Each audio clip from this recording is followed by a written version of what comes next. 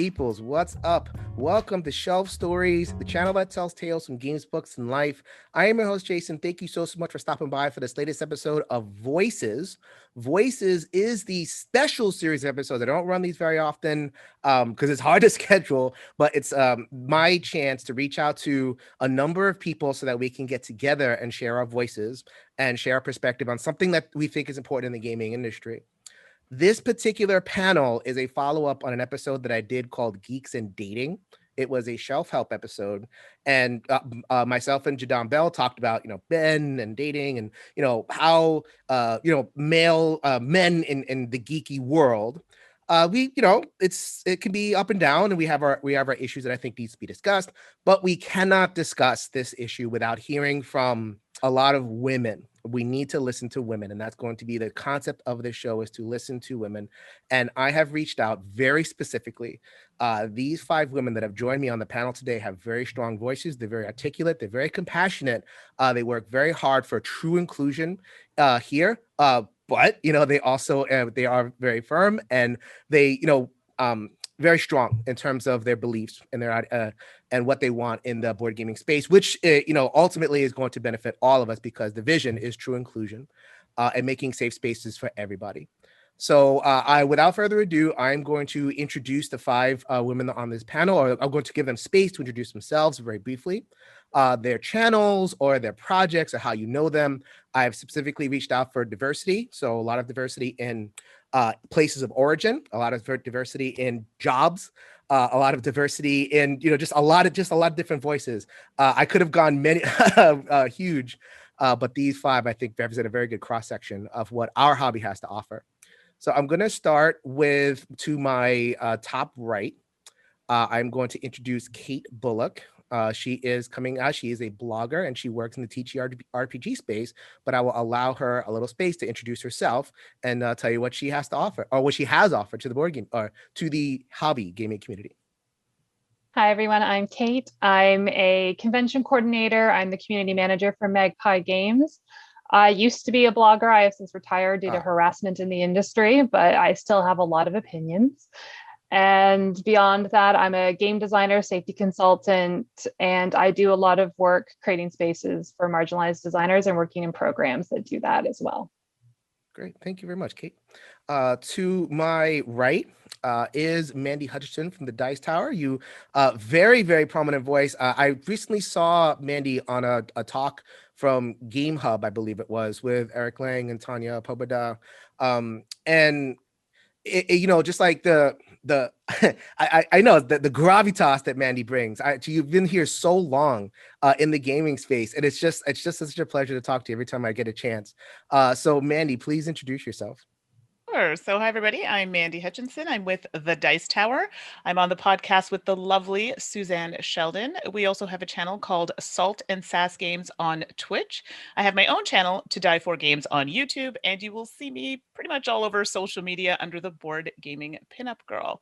I'm a teacher during the day. I used to teach children. Now I teach adults, and I teach sessions or courses along the lines of harassment prevention, ethics, mental health awareness, and other kind of similar type of sessions.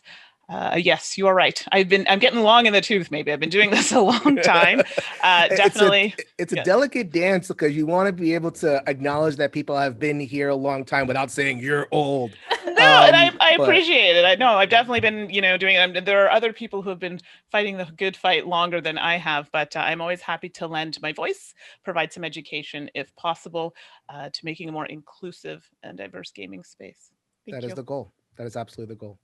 I am going to reach across the sea, across the so this was very North America. It could be North American centric, but I really tried hard to get different voices from different places. I have reached across the pond to England. Jessica Metheringham is from Descent Games, and it's actually one of the reasons I wanted to do this particular thing with Jessica, because I think it was 3 months ago at this point, you asked for a platforms to be able to share your new project that is coming out, Library Labyrinth. So, maybe talk about your design work and mention a little bit about it. And I'll give you a little bit of space to talk more about it towards the end. But let's get it out there. Let's get the word out. Oh, thank you. Yeah. So my name's Jess, Jessica Metheringham.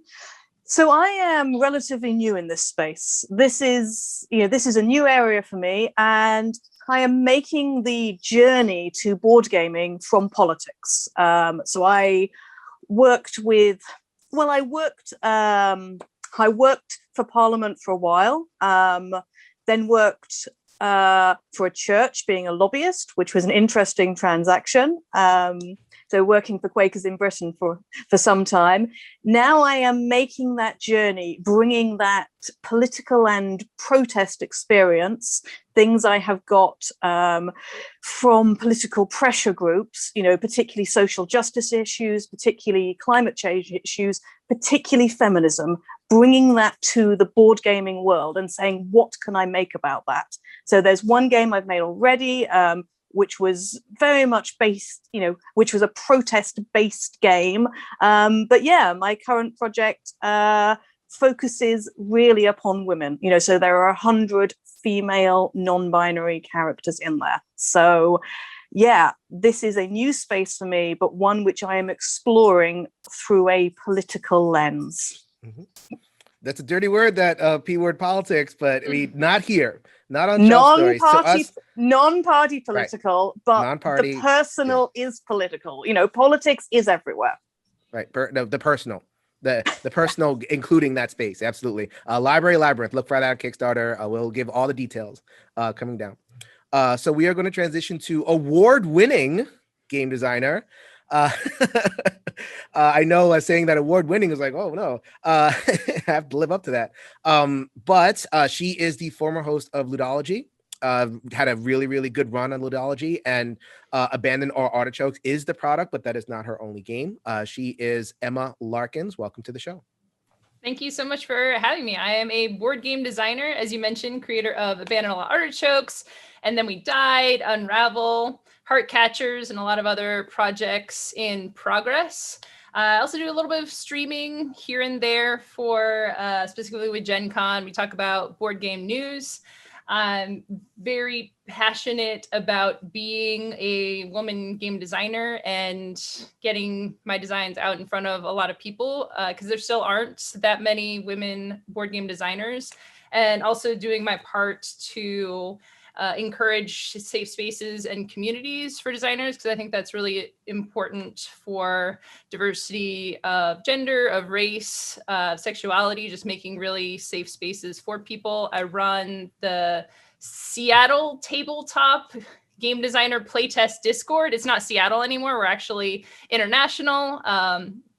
Middle of last year, whenever we started testing completely digitally. So I have this Discord group where we do weekly play tests and doing a lot of learning to just make sure that it in particular is a safe space for people to test games, because there's a lot of playtest groups out there that aren't.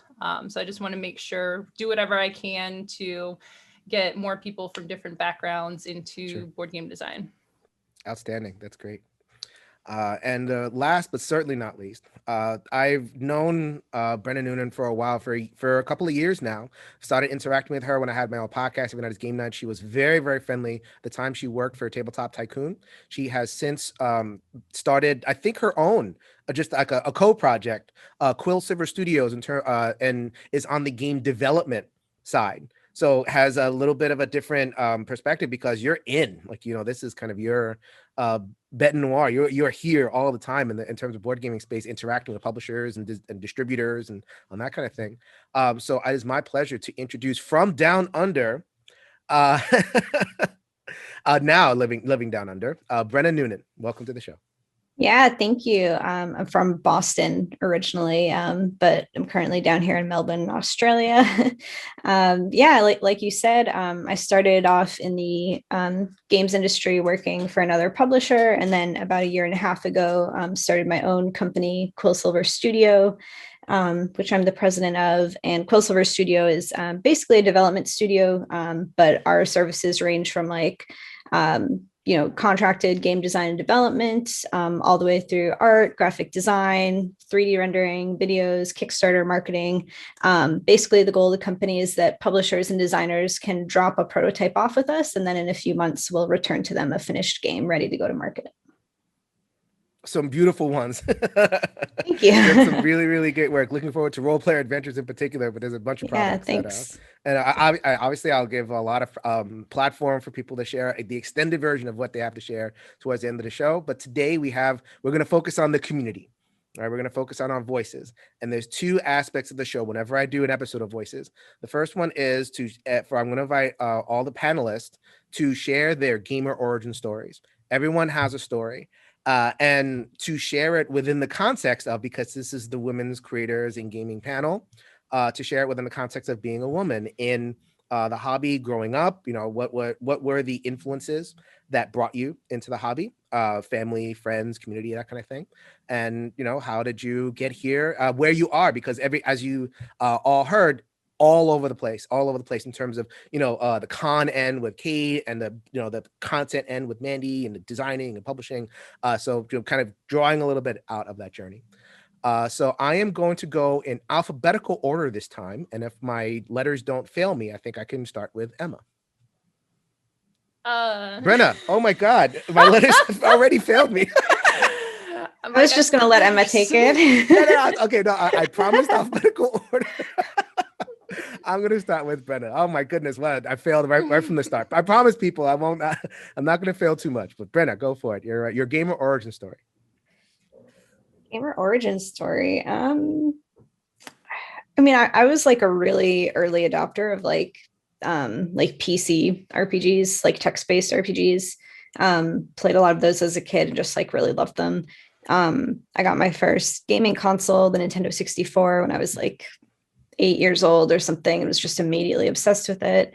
So I was like very, very heavily into video games from a really young age. In terms of like how my gender played into it, honestly, like nothing too, it got worse as I got older, I think. Like nothing too fraught as I was growing up.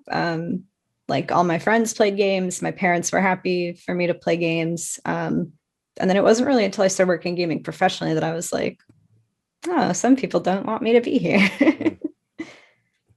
And was that we'll get into that in the second part of the episode, but are there let's do the positive end. Were there people that kind of encouraged you and opened the door? Or was it really like, okay, yeah, I'm going to, you know, do this no matter what people say? I'd say my parents were like extremely supportive. Like they gave me a lot of leeway. And obviously like bought the consoles and everything that I was using. So yeah, my parents were like very supportive of the hobby from an early age. Yeah. Awesome. All right. So I'm going to get back to my and go back to Emma. So I think I'm back on the alphabetical train. So I'll allow Emma to tell your gamer origin story. All right. Similar to Brenna, actually, I also started very early on with PC games. My dad was a software engineer, so we had a computer in the house, mid 80s, very, very early, old DOS games. And like I would mud, play like those kind of like the muds. Like Commander Keen, Simant, you know, Cosmo's Cosmic Adventures, that kind of thing, and just like weird shareware type things that we would pick up at the hardware store or whatever. So I would play with my siblings. I have a sister and a brother, and we would all kind of play together.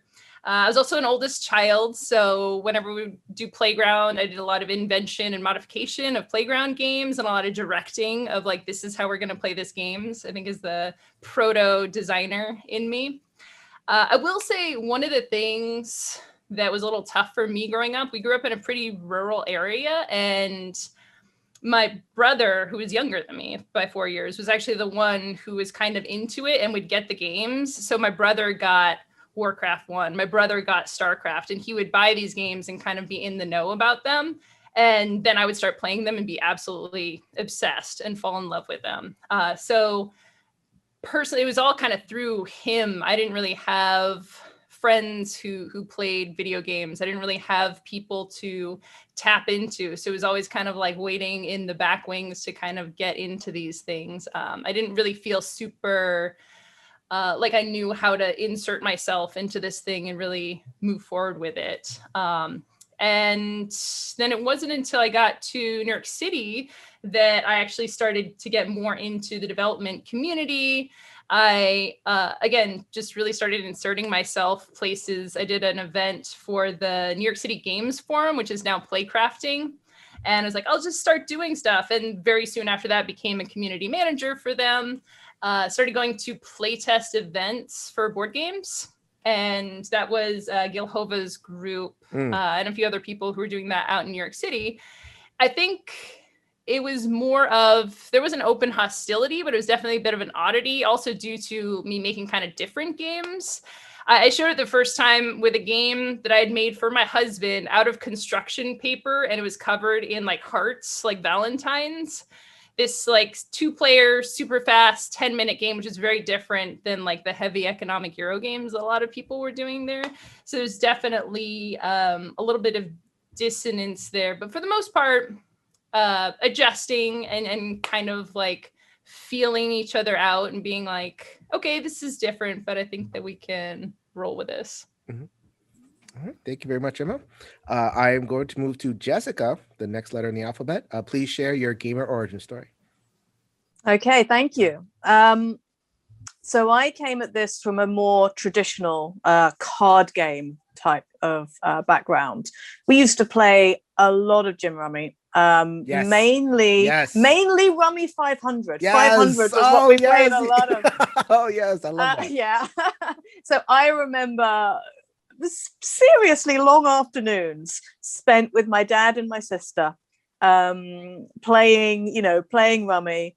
My parents split up when I was 16, so my sister and I would go and see my dad, and we'd be there for a weekend and whatever. And he's not a huge talker, but the endless games of rummy filled it, and it was really nice. So it really brings back those kind of memories and cements that that good feeling, just being with family. Mm-hmm. So various other games, so I liked a bit of poker, poker for jelly beans rather than poker for money, because as soon as money is involved, it starts being a different game and it feels different. Yes. Plus, you can eat the jelly beans at the end, if you're playing for little sweets, or, we had dolly mixtures, which are, similar sort of size, and, those are great. And then I think started playing games more at university. So, 2000 and, 2004, 2005. No, it was a long time ago. It was so many years ago. Started playing games there. And I think, we used to play a lot of Carcassonne, and moved from that to, in fact, fairly rapidly through sort of Carcassonne, Pandemic, Battlestar Galactica, the board game. I remember having at least a couple of days when we had everybody around, crammed into this tiny little room, when it had really must have just come out. That would have been post-university. It must have just come out, and it was, and we're trying to work out, how to play it. And, when you're playing with an expansion as well, and there's 9 of you, it's like, how does this work? Then started designing, the first game I ever tried to make was one for my sister's birthday, which needed to play for a certain number of players, and needed to have a specific theme, and needed to have a specific mechanic of deduction that she really liked. And that was a lot of fun. And I thought, right, let's go do some more. And then, just combining what I do for a day job, which has increasingly stopped being political workshops. I went freelance a couple of years ago and stopped being parliamentary engagement and started being, okay, let's do the games. Because I was doing a fair amount of parliamentary engagement work, which was bringing in gaming mechanisms. Okay, you're going to speak to an elected representative. Roll for that representative's character. Are they a long-term thinker or a short-term thinker? Roll for that. Then roll for whether they're a details person or whether they're a, fly by the seat of their pants person. And that was really fascinating, bringing those mechanisms in and making that work. And so I feel like I'm still on that journey to, trying to bring the politics into games. Okay. All right. So we are going to move to Kate, who So you're on the convention side and the blogger side, so a little bit of a different perspective, which is what I was looking for. And also the TTRPG space. I love Kate's Twitter because I hear a lot about monsters and monsters doing various things. Yeah, So please, I'd like to please share your gamer origin story. Coming from RPGs, it's a little bit different because not everyone's parents will play Monopoly. So I ended up playing Dungeons and Dragons for the first time when I was 14. My dad had just died, and my mom bought me the orange box for my birthday and let me run her through a dungeon where she saved a unicorn. And then I became our dungeon master in high school. And it wasn't until I hit university where I was told girls couldn't GM, girls couldn't play games. They wouldn't even play a game with me because I was a woman. And at 19, I moved to Toronto and started working for Fan Expo Canada in the RPG area there. And it was run by certain people, and those people were not great about creating safer spaces. And so the organization I was part of took it over, and I took that over, but it has been just issue after issue since I was 18. Like nothing super has changed. The language has changed, but from 18 onwards, there have been people routinely who have tried to take me out of my job and or help me fail spectacularly. But now I do community organization for a TTRPG and board game company, and organize for Gen Con and Breakout Gaming Convention here in Toronto. And I also write monster erotica. That's now a thing I do. And I'm making a role-playing game about it and potentially a card game. I don't know. We'll see. For Kickstarter or self-published? The erotica, I wrote an anthology and I do a Friday blog. The RPG will probably hit Kickstarter early 2023. And then we're talking with Games by Playdate to do like a slash. They did slash 2, a version of that with monsters because people like monster sex, apparently. People like what I monsters learned in this general, year. whatever they're doing. I'm a huge monster person, whatever they're doing. And I have to say that you definitely have shifted my brain a little bit with the way that you've approached the subject. So very cool. So last, but certainly not least, first in my heart, Mandi Hutchinson, please share your gamer origin story. Sure. So gaming is probably, I would say, a big part of my space in my family. So I have 2 brothers, and game time was mandatory in my house. So my mom would be like, does anyone want to play a game? The answer was never no. It was yes. So that's how it was. But it was fun. My mom wanted us to spend a lot of time together as a family. We used to play games like Catchphrase. Oh my gosh, she loves that game. Monopoly, what everybody, those kind of games that everybody knows. But we also played growing up a lot of chess. So my family has some major chess players. I am not a chess player, but I can respect it and I love watching people play. Dominoes is huge. So my parents are from the Caribbean, and in the Caribbean, dominoes can get pretty wild. There's the yelling and the screaming, but everyone's having fun. So there's a reason why the dominoes are heavy and ivory. Slam those down. Blah, toma. Exactly. You know exactly what I'm talking about. Oh, yeah. Yeah. So that was really, and cards. So we played a lot of trick-taking games. My mom grew up in a very British influenced household. So we played a lot of, card games were a big thing. So definitely can appreciate that. As I got older, we did play a lot of video games. Let's be clear. So video games, I'm old. So, we had like what was the one? Was it Atari? Oh gosh. So yeah. So we had all the systems. And then my mom got to the point where she's like, I'm not buying these anymore. You all can buy your own things. But, my brothers and I continued to play. And then as we got older, we kind of stepped away a bit from gaming, I guess you could say. So we all got busy. I kind of got into fashion. I was a makeup artist for a long time. I was going to school full time. So I was working full time, going to school full time, and it was a lot. So I found it very stressful. And then I came back into gaming by trying to introduce it in the classroom. So I like to use gamification in the classroom. Now I use it. I get people to, and this is where Kate has more expertise than I in this area, but RPG elements like creating a character and how it can help you in your position and your role and how we can develop that. So that is something I use a lot now. Coming into content creation, I kind of looked and I said, oh, at the time, I didn't see a lot. There were some, but I just didn't see a lot of people that looked like me. And you can take that any way you would like. But that's kind of where my mind was. I'm like, yeah, let's just do something fun. And it started off really light and fun and easy, and then it grew to something really big. And now here we are, and I'm on the Dice Tower and doing all sorts of things, doing content creation. So I know we're going to get into a little bit more of some of the other things, the other side of content creation. But it's been really good, but it has also been a struggle. Not something that I talk a lot about on my end, but definitely something that happens. This is my attempt. And it's going to be, and there's never going to be a perfect attempt to make a safe space because of different dynamics. But I really do feel like it's important to keep trying and keep at it. And that, on my end, obviously, I'm not a woman, but I declare my allyship as far as I can, and I work on it as much as I can. And I wasn't always, I went into that in my last episode. I mean, I just, not intentionally, just, not growing up in gaming and being socialized. And I was very open about the fact that, when I was younger, I had some, issues that I had to kind of go through, and it kind of came out as, one of the things that came out was just my behavior made women uncomfortable. I'll just say it, out straight out for various reasons. And, working on myself and talking to people and going through that journey. And it doesn't have to be this kind of negative tear down thing. I think that's kind of one of the things I really wanted to emphasize with this show was that it doesn't have to be a tear down thing. It doesn't have to be.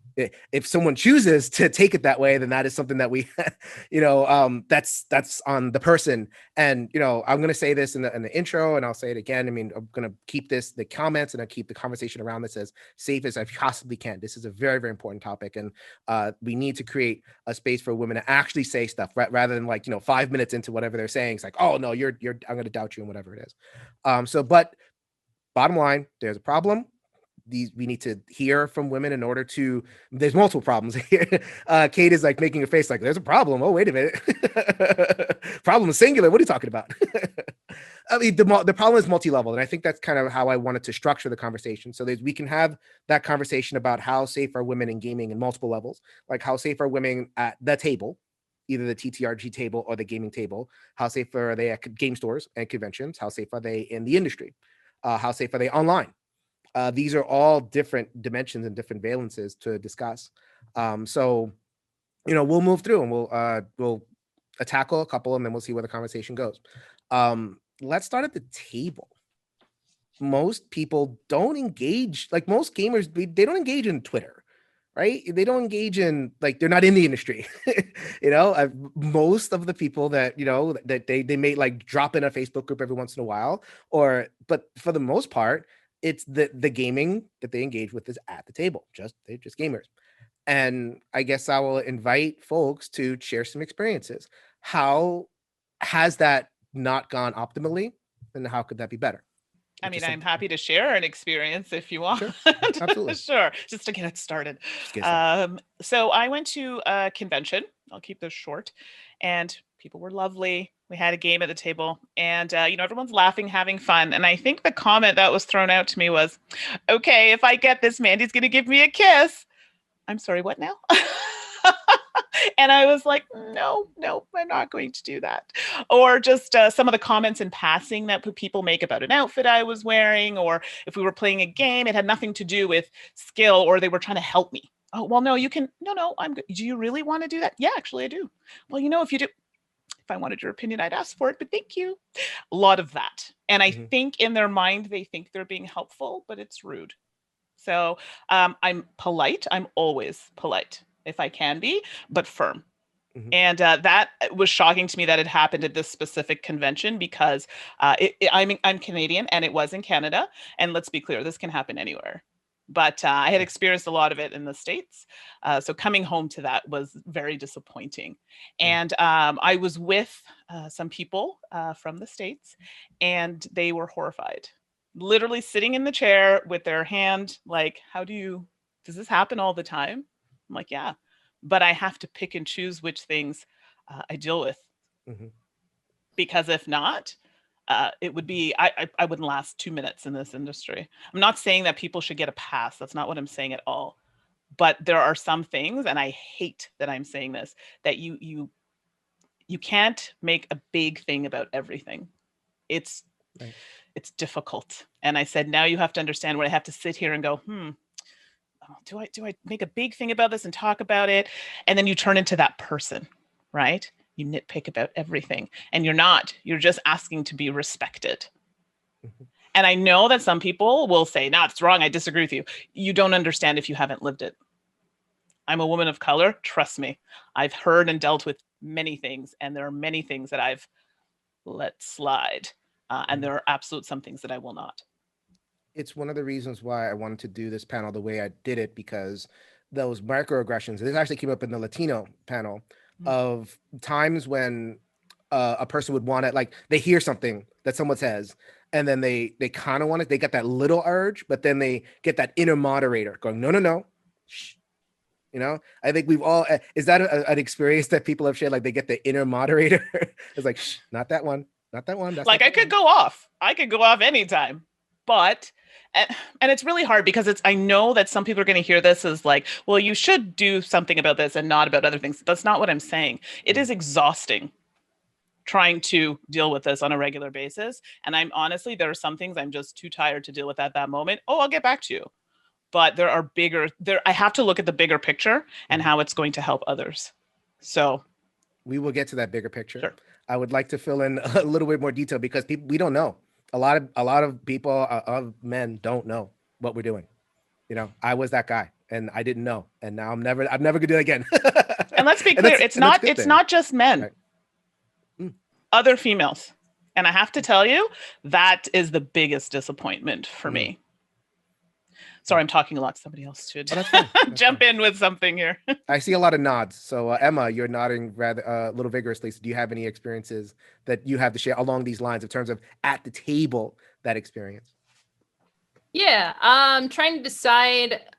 I might go a little into the design, because a lot of my tables are playtest tables. Sure. So still very similar of an experience, but a little bit more you're there with the person potentially who has created this game.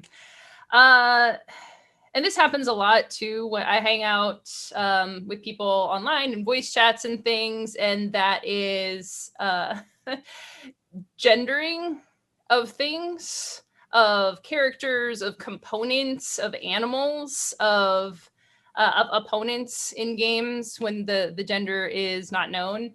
So I've been in games or play tests where someone is teaching the game, and they'll say things like, well, the knight, he's over here doing his thing, fighting the dragon, and the rogue is over here, and he's going to be eating a sandwich, and the dog is in his house. He's just sleeping over here. I'm like, wow, you live in a world without women. This is amazing. And then pointing it out, like, and you say, I point out, it's like, oh, I didn't realize I was doing that. And I get it, like that it's not intentional or something to think about. At a certain point, it happens so many times. Or you're, watching esports with a bunch of people, and you're just watching someone play Magic the Gathering online, and commenting on the game, saying like, oh, yeah, the opponent, he made this move there. It's like, well, you don't know that that's a man that is on the other side of that screen, right? It's a generic username. So yeah, and I think this is something that with my friends and other people I've tried to talk through a little bit, and I try to speak to it too when it comes up at the table. And also for people playtesting games specifically, they've made characters in their games and they're all men, or they've made characters in their games and they're all white, pointing that out and being like, hey, like, just the way you describe the games also bleeds over into how you create these games, and you're creating a non-inclusive space. So just, and it bleeds through to our daily life too. You're talking, someone says like, oh, I went to the doctor today. It's like, oh, what did he have to say?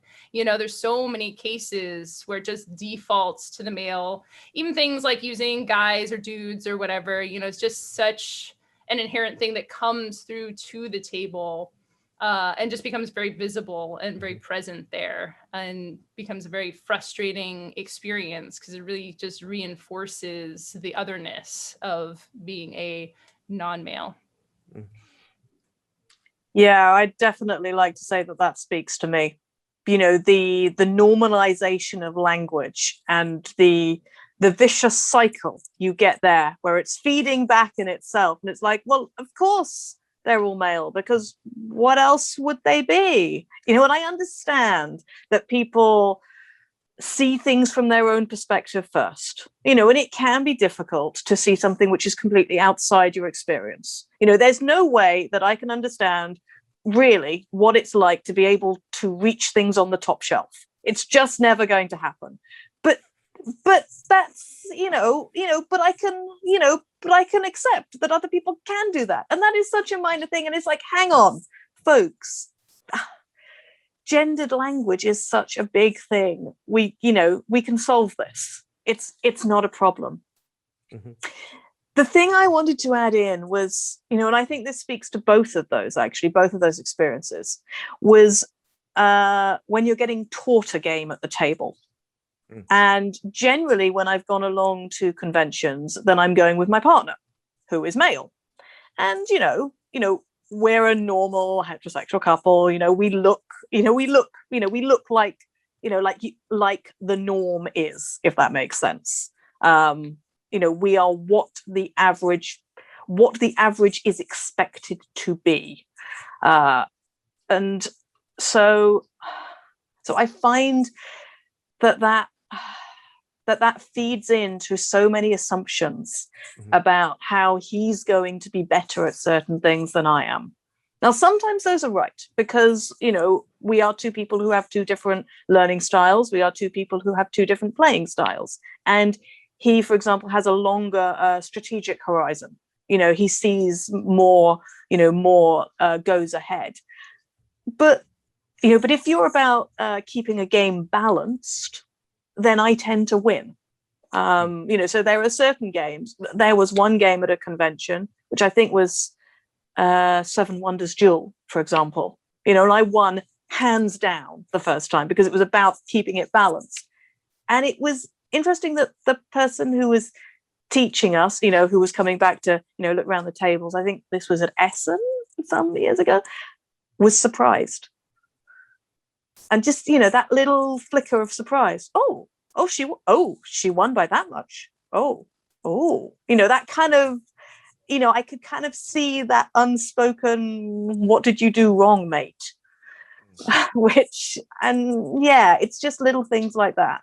And it's really difficult to make that judgment call, because so many of them are so small, so many little things that, what are you going to say? And it's that difficult, those tiny little paper cuts. And when do you say, ow, that actually hurt? Especially when it hasn't actually been said. Mm-hmm. That's difficult.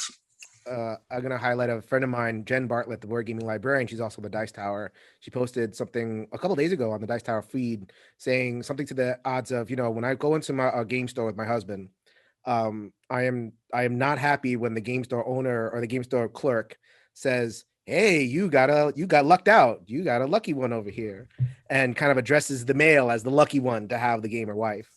And it's like, oh, and, she was saying, this is not something that I want. I mean, maybe he's the lucky one, or something like that. And then there was the inevitable backlash of like, well, how could you assume what this person is meaning? And, how could you assume that he's sexist, and how could you do all that? So I think that I want to create space for dealing with backlash. We will definitely kind of create that, because that's its own topic, and things that kind of need to be said, just to, because I know who's watching. But I wanted to continue to talk about, I wanted to go to Kate, because again, different space. TTRPGs are different, the same but different. And I imagine that your experience resonates with a lot of what was been said, and you have your own particular contribution in terms of things that could create record scratch moments, paper cut moments at the table. I mean, our problems are so uniquely different from board games. And in a lot of ways, some of the struggles board games are going through are things we did a few years ago. Like, a lot of games use gender neutral language now. They're more inclusive. On the indie side, trad is its own bucket of kettlefish. But I've had characters who were raped in game. I've had people who hit on me at every game. That's pretty normal. I've had one friend, someone took a swing at her, literally tried to punch her at the table. at a convention in Canada. So because you're role playing, because you're making characters and they get to do these fictional things, I see people live out their sexual fantasies at the table, and not in a cool monster consent way, in a like do the wenches, or put a spell on your character to make them so that they can't move and then do whatever they want to them. Vampire the Masquerade has a huge history of this happening in LARPs, where people use vampiric mind control to rape characters. So there's a little bit more, I would say, intrinsic overt violence in a lot of the actions that I've seen in role-playing games, to the point when I was first gaming. So when I was gaming in Toronto in my 20s, I always had a romance interest at the table, because having a man attached to me would protect me from the other men at the table, fictionally. In game, then I also had to deal with that man usually hitting on me. Right. So it was like a damned if you do, damned if you don't.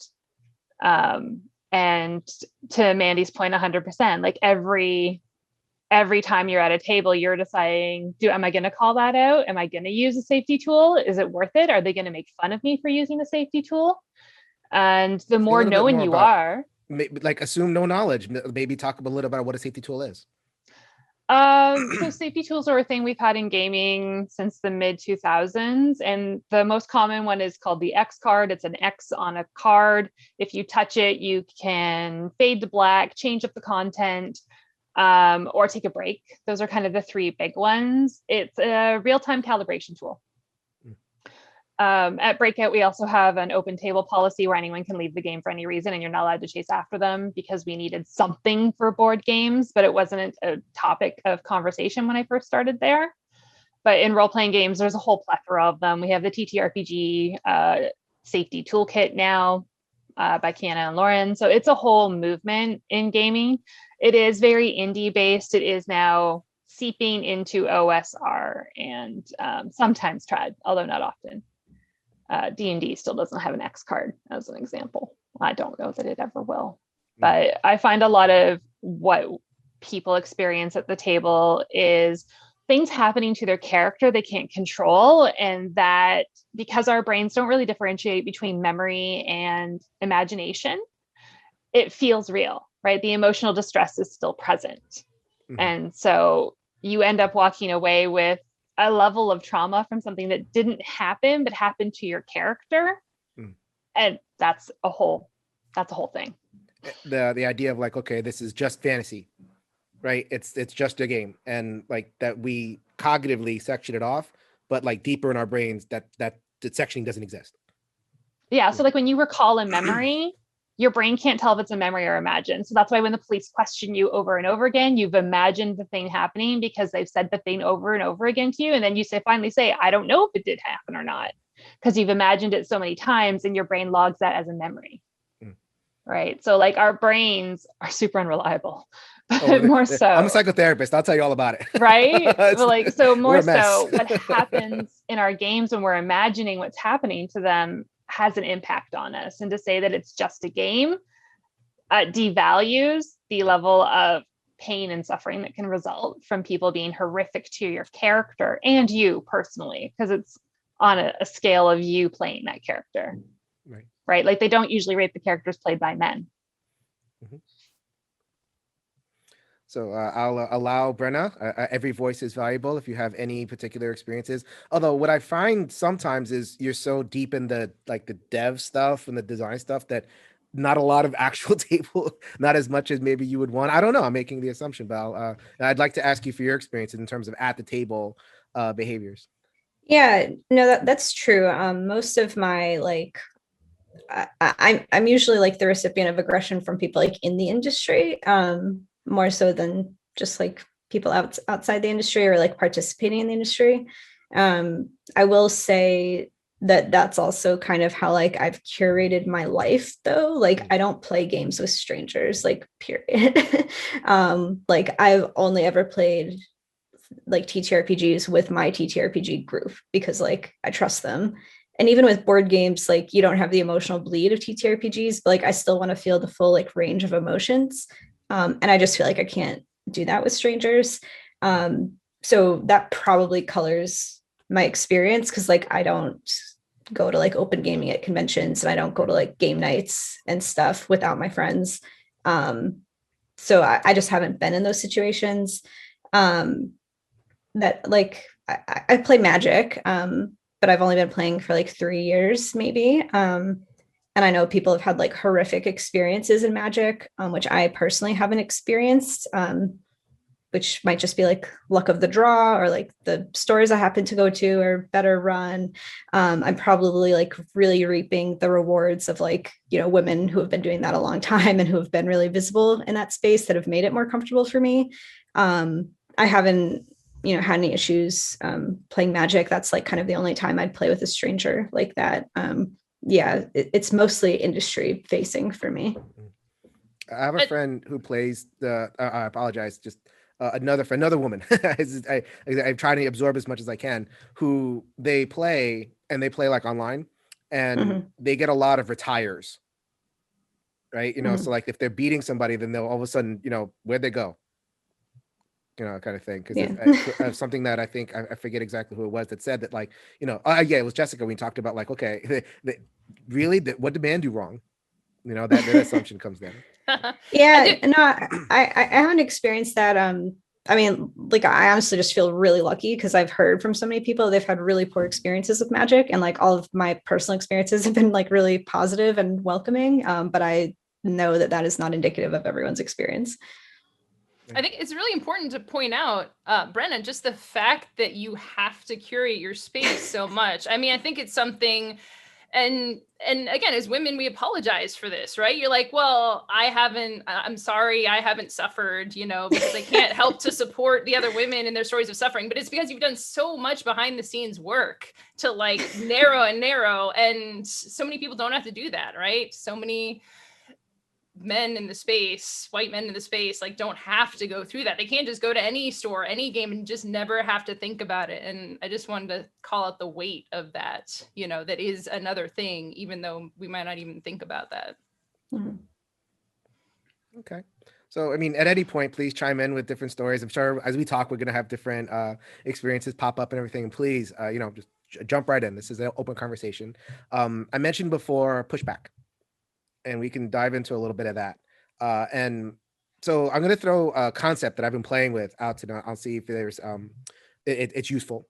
So I find that, so the idea is, okay, here's a bunch of women and they're saying a bunch of stuff and everybody feels attacked and everybody feels whatever. And, you know, and that is, believe me, that is not the intent. And I hope that, you know, people just opening their eyes and watching this conversation knows this is not about attacking anybody. This is just about bearing witness and explaining. But you get the pushback. And I think the pushback comes in two poles. It's like there is the trolley pole, like the real, like, you know, men on top, you know, I don't want to, you know, this is my hobby type, you know, thing. And then permutations of that. And then you go all the way down to someone who might be really nice and they, you know, they do their best and they feel they're very welcoming and they feel attacked because of somebody saying something. And it's like, well, I'm not like that. And, you know, and then it's that becomes its own kind of, you know, that takes its own kind of response. And then there's like kind of stuff in between. And, you know, is that something that you've experienced? Are there more types of pushback that you've encountered? I mean, it's interesting to kind of see how, because it's not all the same, right? It's not, I'm sure not every man voice that encounters you is the same. Even if it, you know, feels, it's still, it all hurts. It's not like it's kind of, it's just 31, like Baskin Robbins, 31 flavors of hurtful. At least that's in my perception. So I don't know if anybody had any specific comment on that. I mean, I've seen them all. Okay. I've seen them all. It just happens that I work for high profile network, right, or channel. And so I definitely, in a way, Mandy, you probably get like all like that because you're so front facing, because you're so, your platform is so big and you're all over the place. You probably have seen, I mean, protect Mandy, people. If you are a person who watching the channel, you're going to come at Mandy with some energy. Nowhere. I will throw myself in front of that. I've seen, I think the one that was the most surprising, it was actually the first time I think I had seen this, was this person I was okay to play games with, but I was not okay to listen to as a new podcaster on the Dice Tower. And I'll explain how that means. So this person, as well-intentioned as they might have thought they had been, were pleasant. We'd played games together. They were fine. You know, didn't they had a daughter. So that's always my favorite because, they know women because they have a daughter. And they posted on BGG, I don't even know if it's still there, about Suzanne and I being on the podcast. And I think in his mind, it was an opinion about us. And let's be clear, there were varying opinions. A lot of it came down to, oh, their voices are so annoying. I'll never forget one comment that called us, was it Hoda and Kathy Lee sitting around a knitting circle talking about games, and then had the nerve to say it wasn't sexist. That's a whole other topic.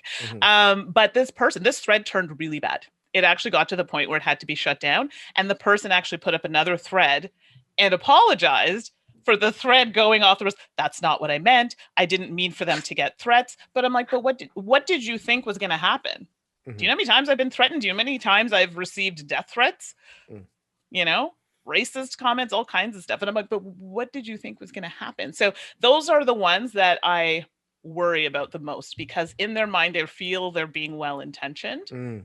And we all know what happens with intentions, right?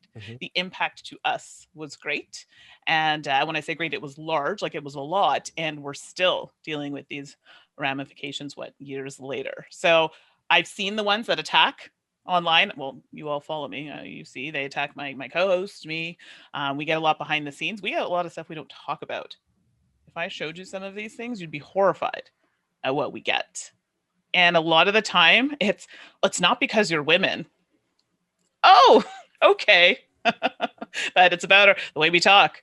Or you're too activist. If you weren't so activist, you wouldn't, get all the flame. Yeah, but and that's it. They work for the Dice Tower. They should behave a little bit better. Because my nickname is, or my moniker is a pinup girl. Well, that's inappropriate. Is it? Really? Tell me how it's inappropriate.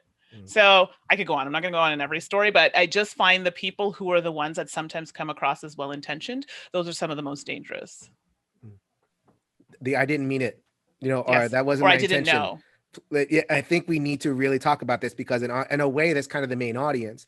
Like we're not going to convert the people who believe that, the hierarchy people. But now that those people are kind of gone. And it's the I didn't mean it people, because in a way, fine, you didn't mean it, but it kind of creates a permission structure for others to come in, right? Yeah. And I talk about this in my class. Intent versus impact. And then we talk about this in harassment. We talk about this in a lot of spaces. And people are really good with the intention part, but never get far enough to think as what will be the impact on those individuals based on my actions, no matter how well-intentioned they are. Yeah. There's definitely a lot there with what people think is going to happen, or they're not thinking what's going to happen, which is what usually happens, versus what actually does happen. I mean, human beings are really bad at this whole several stages of consequences thing. You can see that if you push over the first domino, then it's going to push over the next one. And you might be able to see it's going to push over the one after that. But you can't see, the ones that are, 27 dominoes. My tongue isn't working. Further down the line. And you're helping us out. It's almost midnight over there. So exactly. Thank you. It is midnight. It's just gone midnight over here. Wow. But yeah, so you can't see that far. And people think that because they can't see it, because they can't predict it, it's not going to happen. And that's just human beings. But because it's about this specific thing, which they have no knowledge of, they also think that it doesn't matter. Something that doesn't directly affect them, something that isn't really part of their lives, it's not real somehow. It's all happening to someone else.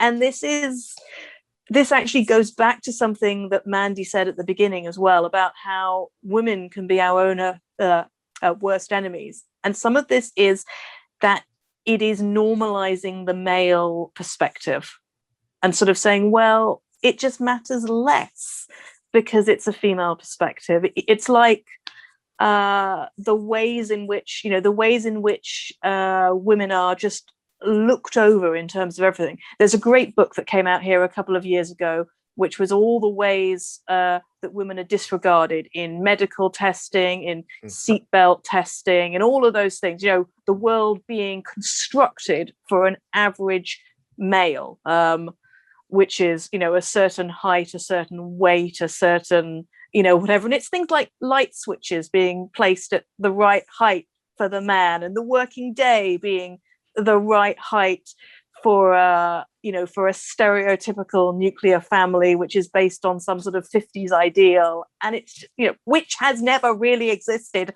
and certainly didn't exist, you know, 250 years ago when everybody worked from home. And there's a whole ridiculousness of how these norms spring up. And I am aware that there are so many ways in which I perpetrate them myself, and I don't realize, you know, how many rows the dominoes are going to go, because I may be female, but I'm also white, I'm also middle class, which probably counts for way more in Britain than it does in the US. I mean, certainly the accent you have, and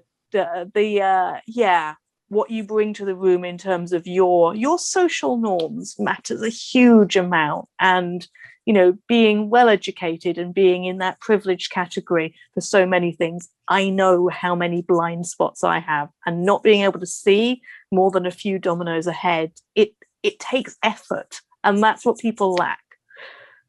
That feels like an awful lot of waffle to add on to there. I hope there were some good bits in there. I mean, it goes back to the I didn't mean it, in the sense that, like, society doesn't mean it. Like, you know, the people that have made the light switches, they didn't mean it. You know, the people that are making the seatbelts, they didn't mean it. You know, they didn't mean to be sexist, or they didn't mean to be whatever. And I think the pushback comes from, well, I like this and I enjoy this. Does that make me sexist? Is that you calling me sexist? And it's like, yeah, it's about the norm. But just to add in, and then I'll be quiet for a minute, it's also that people assume that the norm is neutral, and there is no neutral. They assume that what is going on right now, which just happens to suit them in so many ways, and frankly, you know, happens to suit me in so many ways, that this is neutral. And there is no neutral. There really isn't. I'm so glad you brought up societal norms, because I was about to get in on that, and I'm like, you know what? I'm talking a lot, so someone else can talk about it. Yeah. To kind of piggyback on that, I was filled with like white hot rage when like all this stuff about like the AstraZeneca vaccine came out, and like how it causes blood clots, when like the birth control pill is known to cause blood clots at a much, much, much higher order of magnitude than that vaccine. But it's totally acceptable for women to take that every day for decades. Well, speaking of that, where is the birth control pill for men? Yeah, you know, that was developed, and it made men feel uncomfortable, so they stopped developing it. And just interject, I am a victim of blood clots from birth control. Wow. I've had 2 blood clots. One almost killed me. So Jesus. It totally talks to what you were saying. And, you know, you think you have to, and then my doctor's like, no, stop immediately. So, yeah.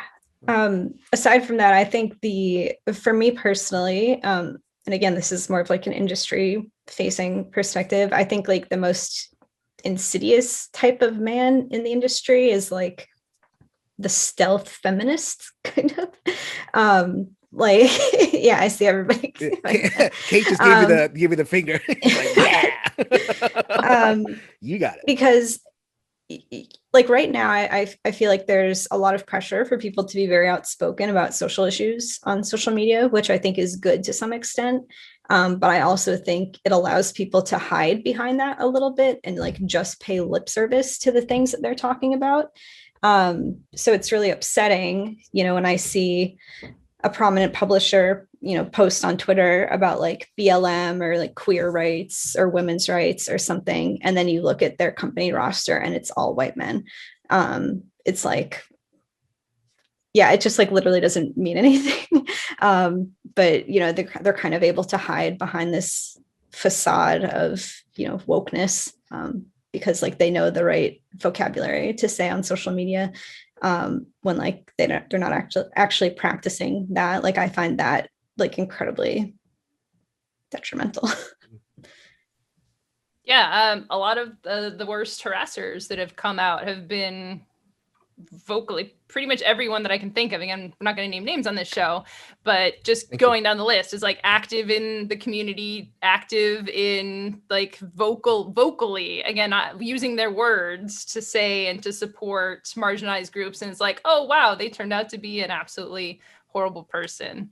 And I'll agree with a lot of this stuff is, and again, people will push back the most on this. It's like, why are you coming down so hard on the people who are trying, and it's because the trolls, the awful people, if I say something that blows your hair back and brings tears to your eyes as a man who's never experienced it, it's so bad that you can like, okay, that's bad. It's really, if men can take anything away from this, it's just take a moment to get out of your head, like get into someone else's perspective, because a lot of these things, bad things have happened to me, and now I have to tell the story of it. And it's a struggle. It's a lot of work and emotional labor for me to tell my story, because then I know that the people listening, especially men, they're thinking of it through their own lens. They're judging that and saying like, is this bad enough that I personally should not interact with this person anymore? They're looking at it through their own lens. Or for me saying,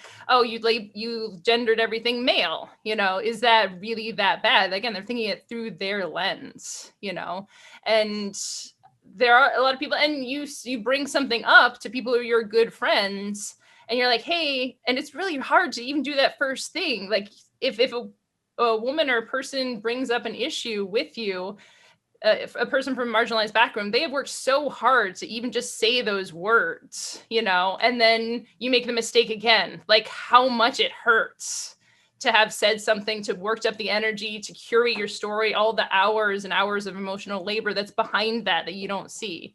And then you say the thing and they're like, okay, yeah, that makes sense. And you mess up, maybe you made the mistake, and you didn't realize it, and they have to say it again. Like it's hard, and I think a lot of people who struggled the most and have the worst stories have actually left the industry or left gaming because of that. You mentioned about empathy. Empathy is like one of the main writing thing of self-stories, like teaching people how to have empathy, how important it is. What I find a lot, and when I'll say an experience, and I get it from the POC side. Like I'll say something that happened to me.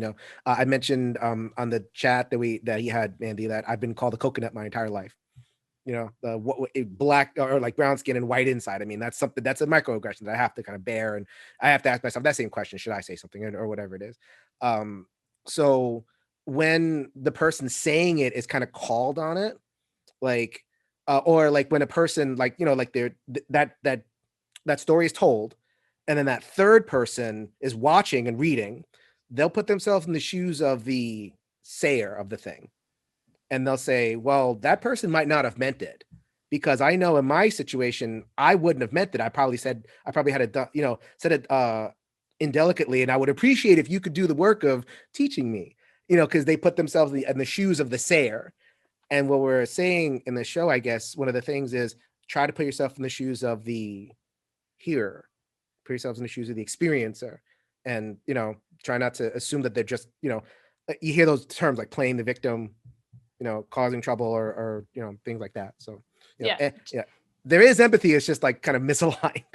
Yeah, just the infinite grace. And this was something when I was being very vocal about some of the issues that happen. I'm like, just tons of these people coming to defense of the person who is the harmer, is the aggressor, is the abuser. And just like, can we just spend all of that energy or even a fraction of that energy on listening to and trying to hear and trying to believe and defend the person who was harmed? It's just bizarre to me.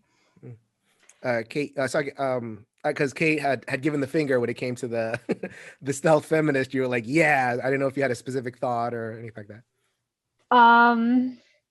I mean, as a community and convention organizer, I obviously have to do my best to try to put policies and procedures and normalize play cultures that do our best to protect the people who are most often silenced. Like that is part of it. And it's a huge part of my job. But I think the part that I found the most exhausting is dealing with abusive men.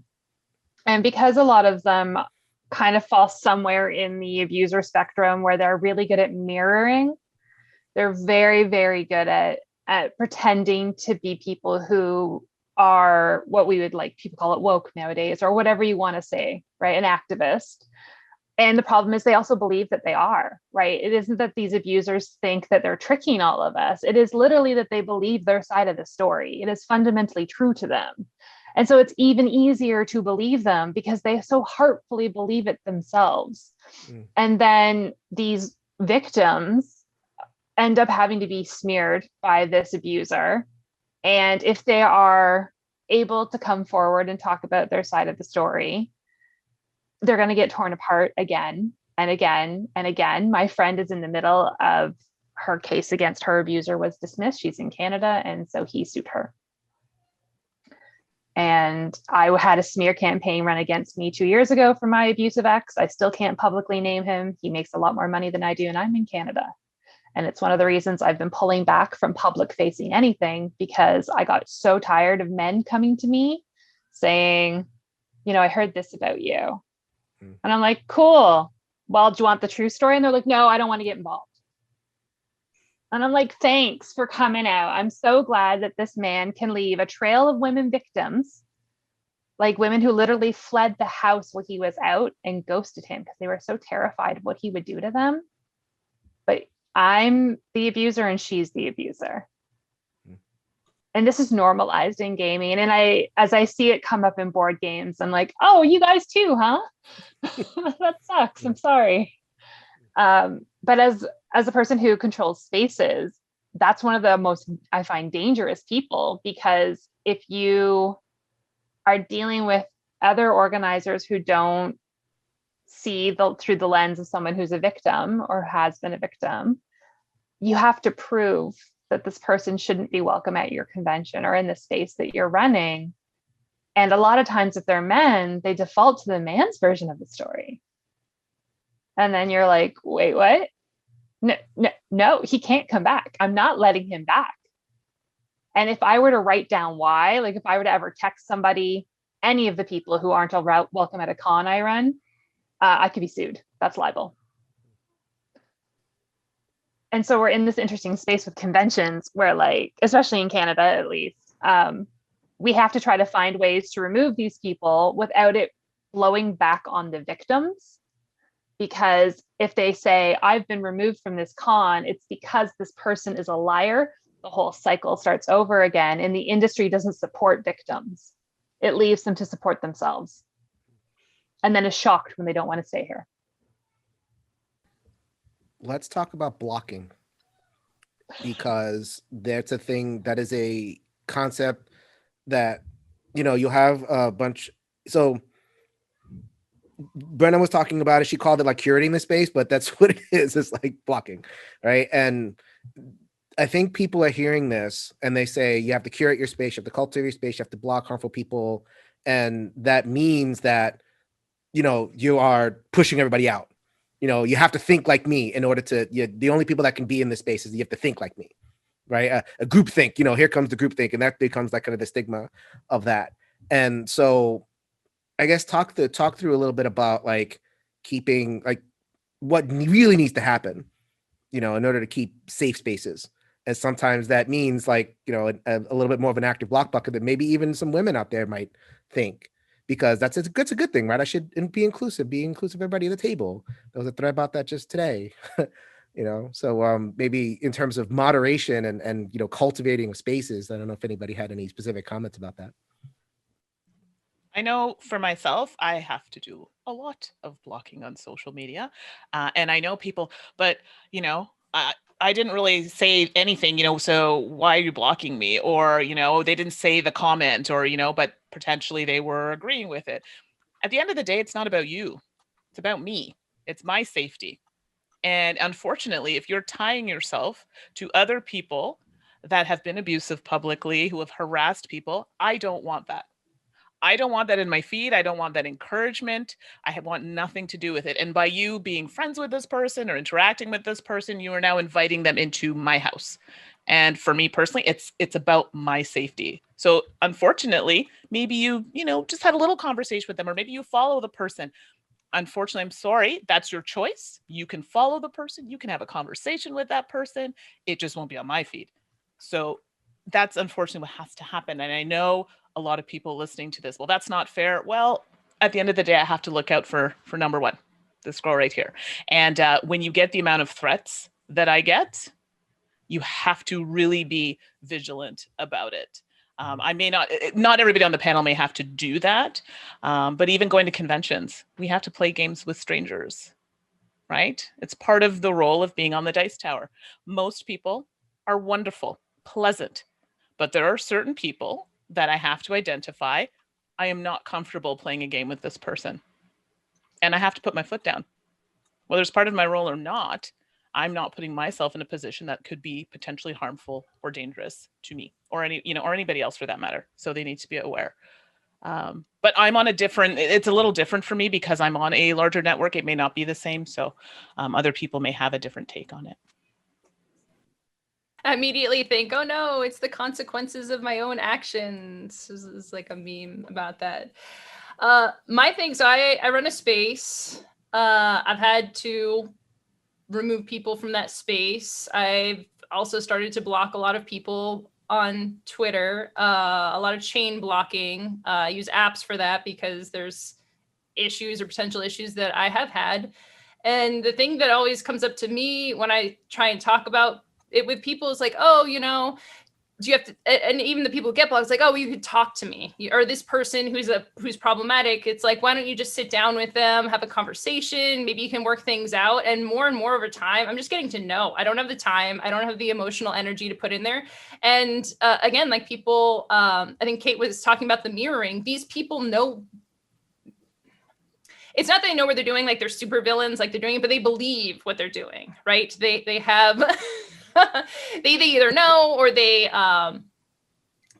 believe what they're doing. So they're good at this. Abusers, especially abusers and harassers, are just very good at the word game. I'm not good at the mental gymnastics of that. You're going to talk circles around me. And like with the police of investigation, you're going to convince me that I am wrong. So I am here. I'm standing in my power. I'm knowing that I am correct to do this action. I'm going to do it. I might get pushback for that, but it makes my safe spacer. It makes my space safer. It makes my personal space safer because it's all networks. Whoever you're connected to this person who's a problem. That makes you by proxy a problem. And if this happens to you, it's a wake-up call again. And it's not like you don't deserve anything. You don't deserve anyone's attention. Someone's not stabbing you. Someone's not punching you in the face. Someone's just saying like, hey, you don't get access to me. That is not a punishment at all. It's a little sting to your ego. It's nowhere near as bad as what's happening to them or what's happening to us, in our everyday lives. So it's just, if that happens, that's a gift, right? If someone is blocking you, like, oh my gosh, I've done something wrong. If someone blocked me from this, who I respect, and it was like, wow, I've really messed up. Like, what can I do? Like, my instinct is not to be mad at them. My instinct is to just tear up the carpet, right? Like tear it all apart, just trying to find out what I possibly could have done to cause this and reassess my behavior. And I think a lot of people could really benefit from that perspective. Can I jump in really quickly about something? I know that people listening to this, the takeaway will be all men are bad. I know that there will be people listening, and that's exactly what they're going to take away from it. I am not discriminate with my blocking. It's, if you have bad behavior, it doesn't matter. So let's be clear. It's not just one type of person that does this. Okay. And I stress it because I know sometimes people only hear what they want to hear. It's not just one type of person. And it's not all men. And there are women who are watching this, and there are men who are watching this that have never experienced anything terrible. God bless. You walked in the rainstorm, you didn't get any raindrops on you. And it was, and I do want to take that experience away either. And I think there's a tendency, I guess what I'll say is, and I think this is along the lines of what a couple of panelists have said, that, when it comes to empathy, it's like, okay, try not to universalize your own experience. Like, I have an experience and therefore there's not a problem. It's like we're trying people to say, you know what? Okay, you haven't experienced a problem. Great. You don't cause a problem. Great. But all these women, I assume, will say they've had experiences that are good. Brenna didn't know me before I contacted her, and it was like, it ended up being great. And we met at a con, we met at PAX, and, you know, discussed. And I work with Brenna, and it was great, you know, and just like that multiplies out. There's so much good stuff that happens, but it's like, you know, if you have 10 things happen, then 9 of them are great, but one of them is that paper cut, and then 9 other things happen, another paper cut, 9 other things happen, another paper cut. You start to like kind of, no, I have to mind the paper cuts. This is hurting me now. And that's what this kind of we're trying to do here, you know. So it's not everybody, please. I think also there's an important thing to note here that other than privately curated spaces where we know everybody there in our private home games, there are no safe spaces. There are safer spaces and less safe spaces, but there are no safe spaces for a large portion of the gaming community, regardless of what's happening there. And if you're a person who has never felt unsafe at a convention, or playing with one person you only know a little bit, or joining a panel where you don't know everybody, or driving with strangers down to a convention, because that happens a lot and it's always a risk. There are no safe spaces in gaming other than the ones we make for ourselves and heavily curate. And so when we need to take actions to ensure we make our spaces that are already unsafe just a little bit safer, that's healthy and normative. Just like you take spaces to make sure, like steps to make sure your car is safer, right? You're not going to drive an unsafe car. We're going to do everything we can to make sure our vehicles protect us. And our vehicles are how we move through gaming. You would do the same too. You just necessarily don't have the same threats that we do. So I come from a different perspective, but I end up eventually in more or less the same place. So if I just explain that. So I chair a pressure group here in the UK, which is a robust pressure group. You know, we campaign on various things to do with democracy, like, for example, the fact that we don't have a written constitution here in the UK. Yay, go us. And there are a lot of debates there. This is a group which involves a lot of various people who have had long experience with trade unions, which I just realized may not translate into quite the way. Incredibly aggressive debating style. You know, the model United Nations has nothing on that.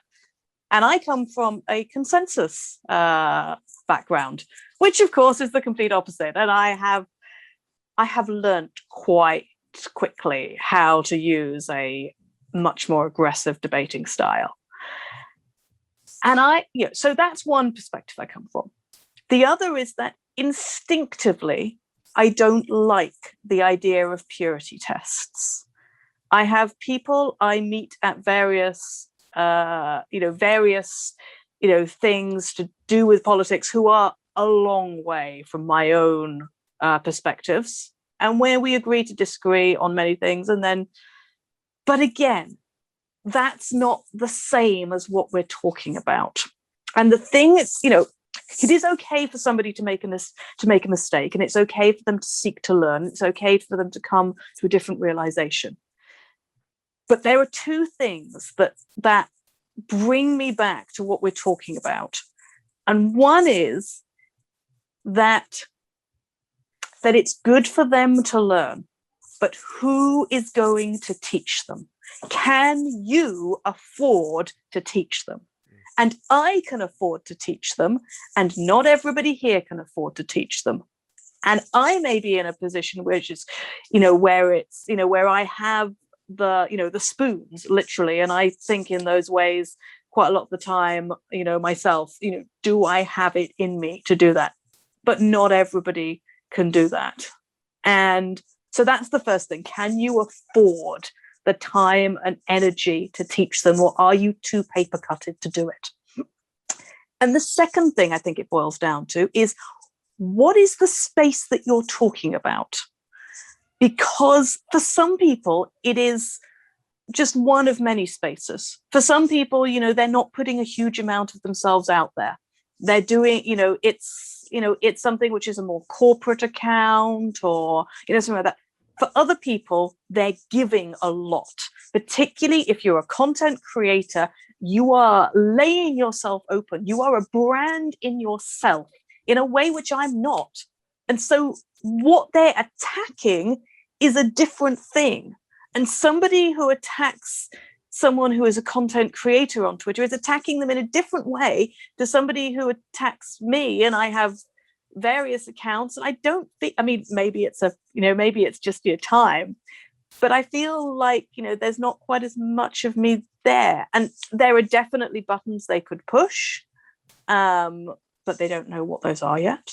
But it's how much of you are, how much of your soul is there, which you've laid bare in whatever it is that they're attacking. And that's different for different people. So I think those two things make it really personal. So for people who are listening to this and going, hey, but I was only saying this. Yes, but how do you know who you were saying it to, what they were, just think about those things. Can that person afford to teach you? Because if not, you got to find some people who are, who are not the victims. I mean, essentially people are going around saying, hey, this person who has just been through all of it, I want to know from you, not from everyone else. And you need to find the everybody else who are not that paper cutted, or, forget about paper cutted, macheted to death. Yeah, and we've mentioned it a couple of times here, but I also do want to reiterate the other thing, which is intersectionality and privilege. And, we're all women here, but have different intersectionality and privilege. And not just, how much have they been hurt from my perspective, but some people just do actually get it worse, even if they're in the same group in one thing, and that's something I try to be respectful and aware of more and more as well. I think it's really important to mention. Speaking of that, I mean, intersectionality in terms of race and gender and, within the gender fluidity spectrum, that's a whole thing, class. And the last topic I wanted to, we could go on all the time, but I wanted to try to, a little bit of time over here. But speaking of the intersectionality, I think you led into it perfectly, Emma, is position. It matters where in gaming you are. Right. And, I'm going to go to Brenna for this because I know you have some contributions to make in terms of, being with publishers and distributors and, in that kind of relatively rarefied air, because there's not that many. Right. And there are, so, and Mandi as well. And I think everybody on some level has kind of interacted with, people on that kind of more rarefied air. We talked about it a little bit with the quote unquote stealth feminists, but I imagine there's other things to say in terms of the real barriers that women encounter to really create space for themselves in that rarefied air. Hi, Kitty. Yeah. So did you want me to? Yeah. Sorry, she's kind of all over the laptop. If you have any experience to share in terms of like specific barriers that you've encountered in terms of that are specific to that, what I call the rarefied air, but like, power centers within gaming and, that kind of thing. Yeah, absolutely. I mean, there's definitely, the hardest thing for me is often just like being taken seriously by my peers. Because I do a bunch of different things at my job, ranging from like game design development to marketing to producing to graphic design. I found this weird thing that like when you're a woman who does marketing, like you get pigeonholed as only that specifically. And like people view marketing as either like very superficial or like a kind of tertiary role in the game industry, like not actually working on games. And in reality, it's only like one part of what I do. And also like, obviously I agree. I like vehemently disagree with those assertions that it's like a lesser role in the game industry. But so even though, I've developed like dozens of games, because I also do marketing, a lot of people think that like I'm just a marketer, which is like really bizarre to me. So it's, for me, it's mostly like being taken seriously and having my work recognized by people and like the full breadth of my work. And that's like a public perception thing. And then like from other, publishers, I guess, or other people working in the industry, because my company I have with my husband, who's also like my design partner, you know, a lot of people just assume that like he does everything, or like they default to assuming that he has done everything. You know, he's been like credited on games that we both worked on where like I haven't been credited, and I've had to like fight to be credited on things like that. I had an experience at Gen Con. I've had two bad experiences at Gen Con, one of which is funny, one of which is not. The unfunny one was, you know, actually being like assaulted basically by another publisher who is like still very active and lauded in the industry today. And that's just like somebody that I have to see at work. So that's really cool. And then, so that's the unfunny one. The funny one is I was like evaluating a game from a designer like to publish the game. So like I'm the person who's going to say like, yeah, your game's going to be published. Congratulations.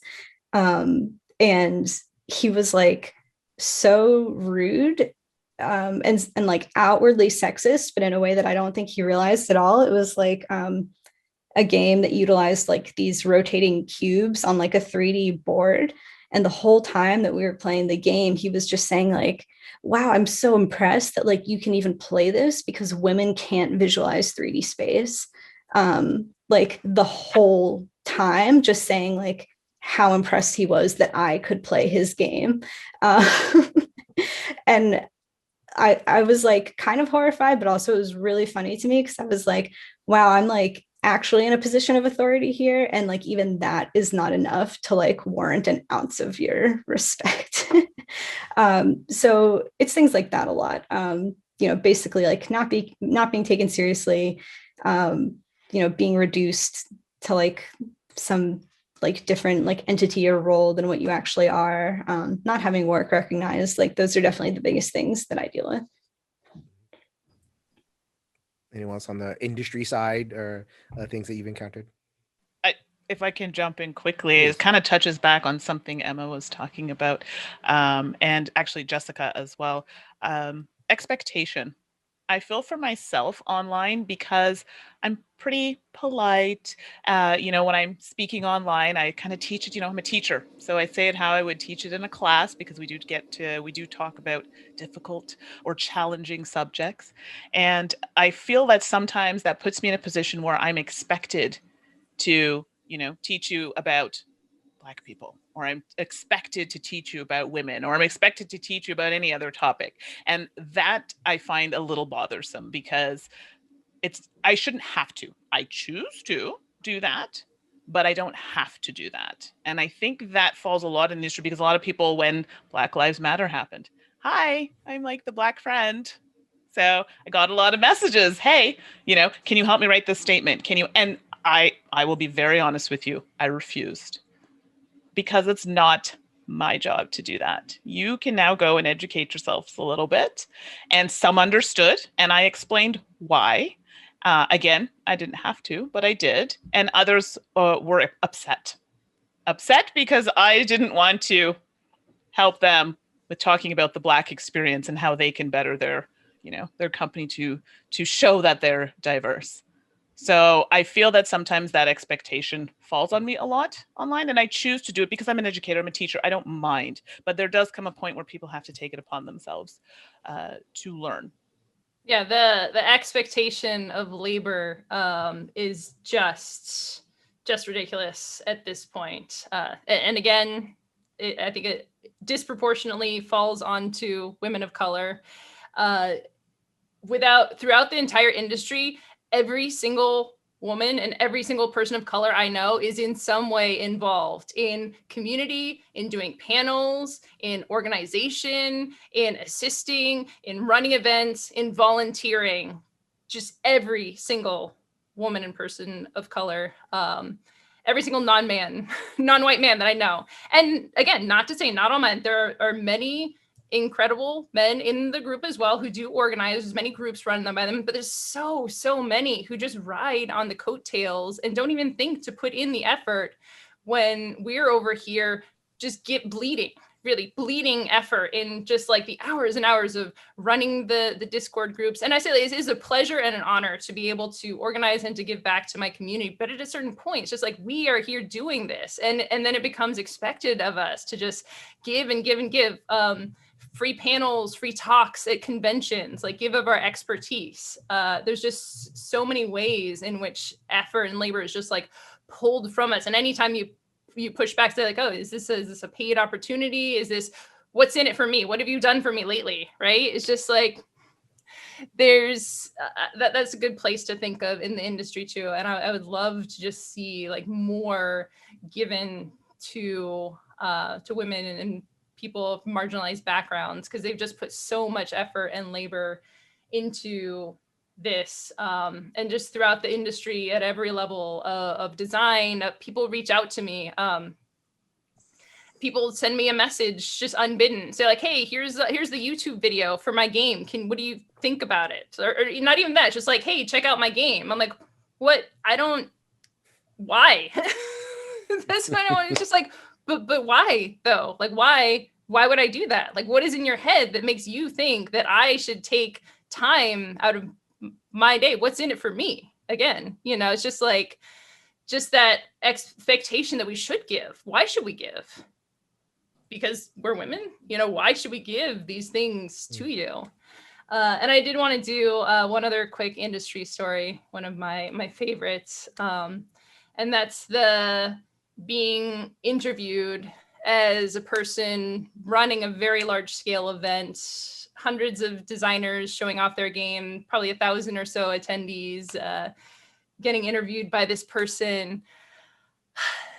I think was it running? I might have been demoing my game actually for this thing. And again, like a participant in the video game industry, and just like, wow, you are not like other women in this industry. You're really a unicorn in this space, and you're not listing off the laundry list of issues that in general women in the industry have, and you are not like that. And just we touched on this a little bit in the beginning, the women unicorn geek gamer thing, and it's anyone who is not in your face and putting in the effort. Again, a lot of times I am polite, I am generous, I'm kind, because that's the way that I have been trained to be from a child. As a woman, I have been trained to be this way, and that's the way that I default to. But that's not a good or a positive thing. That's just the way I happen to be right now, and hopefully I will get better at not being that way in the future. But it's not something that we should be recognized for. Absolutely. Kate, did you, from your perspective, you probably have a ton of industry stories, and you shared a little bit about, some of the stuff that you've gone through. Thank you very much for trusting us with that. Is there anything that specifically you had to contribute in terms of the industry side? Everyone has this industry story, if you spend any time in this industry. I mean, they're very similar. I'm leaving a lot of spaces right now. I'm removing myself from a lot of different things that I have been attached to, just because of the amount of labor they require and education pieces, while also being the one accountable for things. I remember when I became president of the Indie Game Developer Network, which is a indie trade organization for game devs. And about 6 weeks after I became president, the previous president and her husband were accused of sexual assault and a variety of really heinous things, and that the previous president used her power to protect her husband and find victims. So like, it was intense, and we immediately got threats from various people in the organization that if I didn't do or say what they wanted as the president, they would go to Twitter with it and end my career.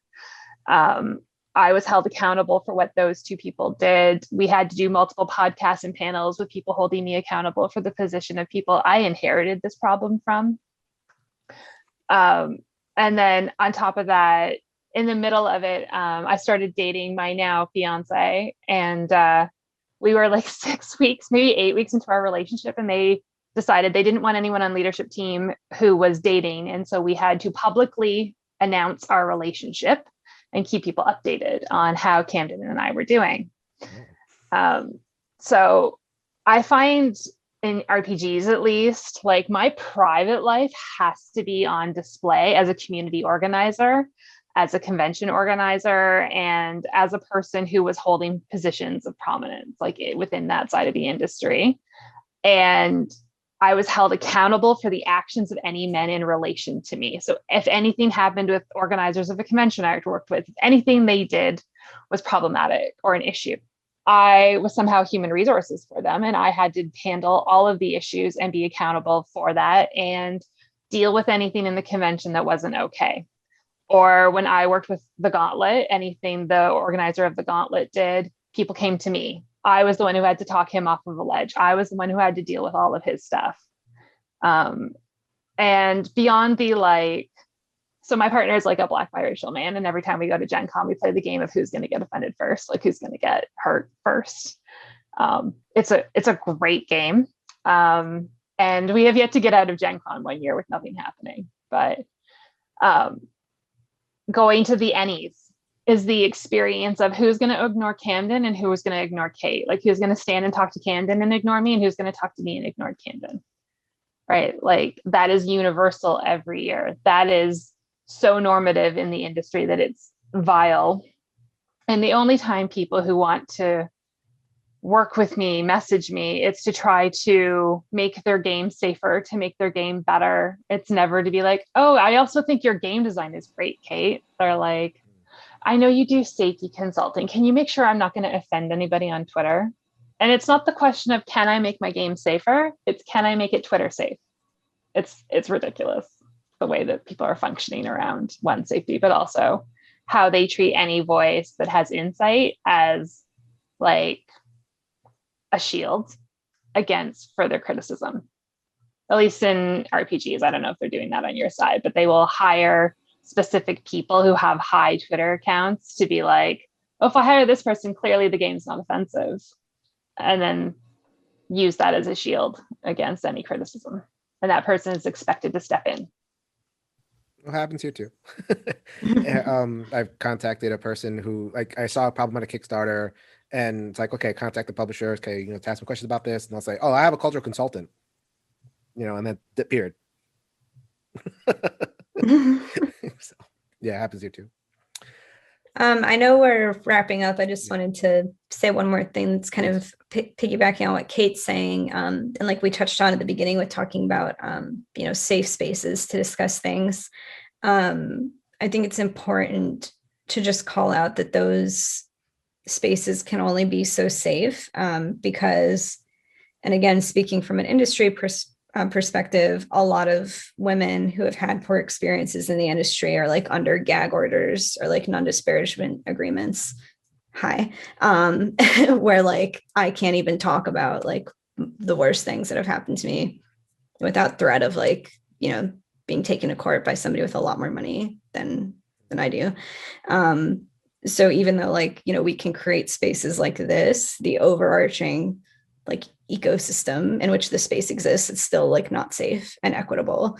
That's like literally part of the reason why I started my own company, because I was like, I don't think I can work for a male-led company and not have abusive experiences. So it's just like a reaction against that. I just thought that was important to note. So like, for anybody watching, this is like a safe, supportive space, but it's in the context of something like deeply abusive and manipulative. The hope here is that, the hope is we can do something to make it better. And, I speak, obviously, the only male, and I'm surrounded by women, and, I don't care. I mean, so many women have had that experience of being the only woman surrounded by men. So it's like, it needs to, like, and I'm speaking, and I know I'm speaking up a little bit. I'm very conscious, like I don't want to interrupt, but I do want to speak to men and say, okay, in terms of wrapping up, one thing that can happen is like, men need to be here. Just it's okay. Men need to be in the space hearing these stories, and story after story after story. I mean, imagine living that. Hearing the stories might be emotional, but imagine actually living, on the other side of the story. So like, just there's an invitation to men who are watching this. This is not an attack on anybody. This is, if you choose to make it an attack on you, then that's on you. But if it's not, It's an invitation to make this really better. And this is where men need to be, in, listening to women as much as possible, and not just listening, but making those safer spaces. Speaking to Brenna and Kate's excellent point, is only so as safe as we can make it, because at the end of the day, a YouTube comment might slip in, or somebody might, 6 dominoes down the line, as Jessica was saying, kind of come off of this thing and blow back on, my excellent panelists. I don't like that. There's a suggestion I have, actually, which comes from experience I had, very recently, which is that people, predominantly men, often think their spaces are safe, but they haven't explicitly said it. So it's not only that you have to make the space safe, it's that you have to say it multiple times in multiple places. So if you've got a Discord, you not only have to have a code of conduct, you have to have the link to it, like the first thing, which seems quite obvious when you think about it, but it's that sort of like, oh, well, we've got it and it's here. Yeah. So it's that sort of thing, which is just so easy to miss. And so many people do. And I'm sure that I've done it myself in many ways, but it's that kind of just thinking, hang on, not only is this space safe, but do we make it clear multiple times in really explicit ways that it genuinely is safe? Can we make it clearer? Because otherwise, it doesn't really matter. It's not a safe space if you don't tell people it's a safe space. Or safer space, sorry. I'll go to each of my other panelists. And do you have one suggestion, for making a safe space and making this a more exclusive space for women? One thing that you'd, as maybe in the front of mind, it's like, okay, I really would love to see this. I know there's a million things, but if there's one thing that can give people food for thought to chew on. So I'll go to reverse alphabetical order this time. I'll go to Mandi, if there's one thing that you can think of. I was thinking I have so many things, but all the things that I'm thinking of require some massive change. And unfortunately, it starts at things like conventions and people running conventions. And there's just so many branches that tie into the community. And I guess because I'm going through this right now in my day job, I'm on a committee where we're looking at hiring practices. They're like, well, what's wrong with the way we hire? You don't think that it maybe lends itself that we hire specific types of people because of the way that it's structured? We're breaking that down in a way that it allows us to hire diverse people to represent Canada, because we have a diverse population. And I think something similar needs to happen in gaming. It just needs to, it's starting. It's a little painful, but it's starting. But I think some of those structures are in place. And this is not something that I can do by myself, or Emma can do, or Kate can do. It's something we have to do as a collective, and it's going to take a while. So I know my suggestion's not the greatest one, and one that we can do right now. This is something that I hope that we can do. There just needs to be things in place. You go to conventions, where do you see harassment? Where do you see policies or guidelines, or when people hire people to work at the booth? Is there a code of conduct? Right? These are things people have to adhere to, and I don't think that happens. So people are then not held accountable, and that's a problem. So just little things like that need to happen, and they're not. So sure. I'd like to invite Kate to share. I know there's many things, but just giving like a food for thought type thing of like, okay, one way we can concretely move the ball forward to making safer spaces and more inclusive community. Remove themselves from power. Okay. I know that's a mean take, and I'm sorry, but like, coming out of almost 20 years of community organizing, removing themselves from positions of power and putting people in those positions who have more intersectional views, so that the same mistakes that hurt people over and over again aren't the ones that keep getting repeated. Like, I need to not be in positions of power. I'm a white woman. I need to not be in positions of power, let alone white men. And that needs to change dramatically. We need to step down and give space so that people who are legitimately have more insight, more knowledge, and more capability are the ones in power. That's just what needs to happen. And so if you are a person who has a position of authority and you want to make things better, legitimately find those people, support them, and give them your power. Valid. No, valid. Something to think about. Emma, if I can ask you for one thing, food for thought, a way in which concretely we can make things more safer and more diverse, truly. It's Jessica, right? Oh, Jessica did. I did one already. Yeah. Okay, cool. Just wanted to make sure. Sure. Take my turn. I didn't mess with that one up this time. That's great. So I wanted to add on to what Kate was saying. Give people power, and then also just pay people, pay, support, compensate. So like I've been thinking a lot about the different activities I do, if money or different things, like what I really want to get out of this. So as you're giving people power or asking for labor, just make sure that's compensated in a way that they most want it to be compensated, because everyone wants and needs different things. Respect is just such a huge thing, for even if you're asking someone to do it, like kindness and respect. Like I'm really impressed with this. And lots of caveats here, like not just words, but like, hey, I respect you for this. I'm really impressed with these things you have done. I need assistance with this, or I would like you to do this. It's paid or it's not paid, but this is what you can get, just like be in the other person's shoes, realize what you're asking for, how much you're asking for, and how you can help and support that.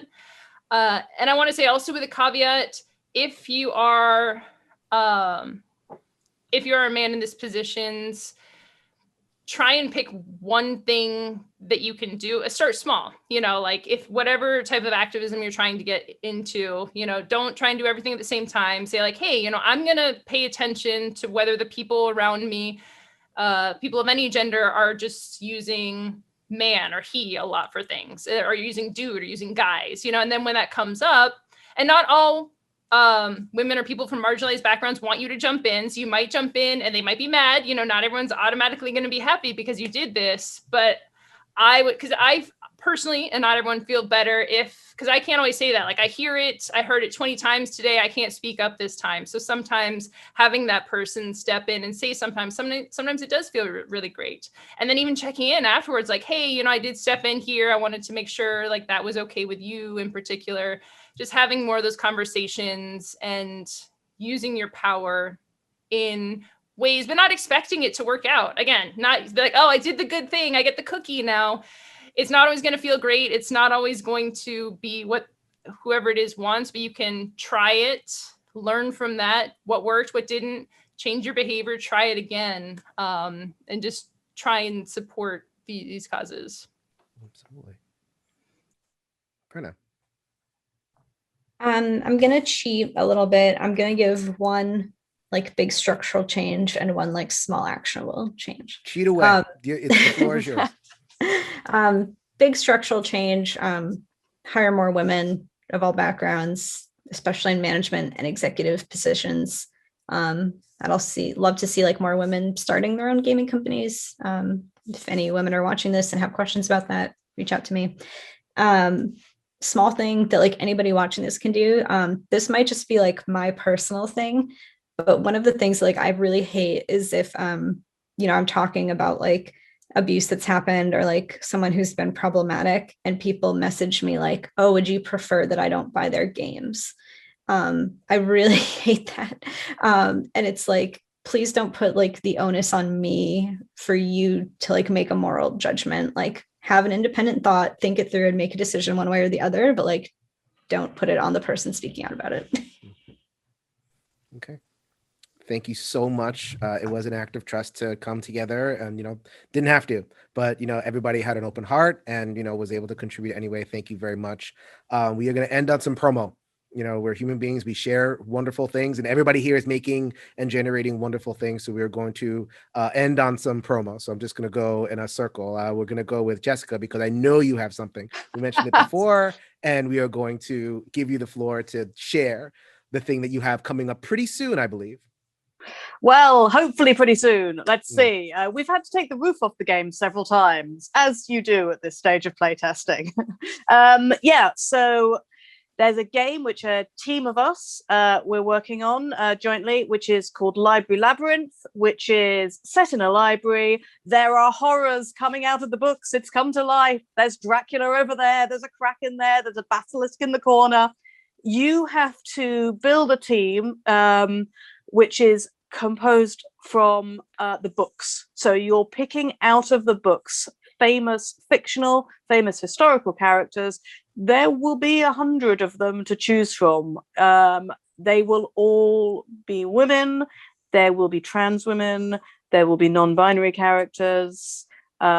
We could do some help. We could do with some help with working out exactly who they're going to be. We've got 60 of them in the prototype, but that leaves quite a lot of scope. And we're hoping to kickstart that this summer. We're not quite sure when this summer, but a prototype will be going to the expo in Birmingham, Games Expo, which is the end of July. So come and check us out, and hopefully there'll be various more stuff online. Absolutely. Looking forward to it. If you want to, if we can have a separate conversation as a preview, please, my email Excellent. now. I do now. Definitely happy to give that kind of a project a platform. Books, come on now. I'm all over. Books, famous, exciting people, Can Heidi and Anna Green Gables and Cheng Sak Yao and all sorts of Can very exciting people from around the world, come together. All right.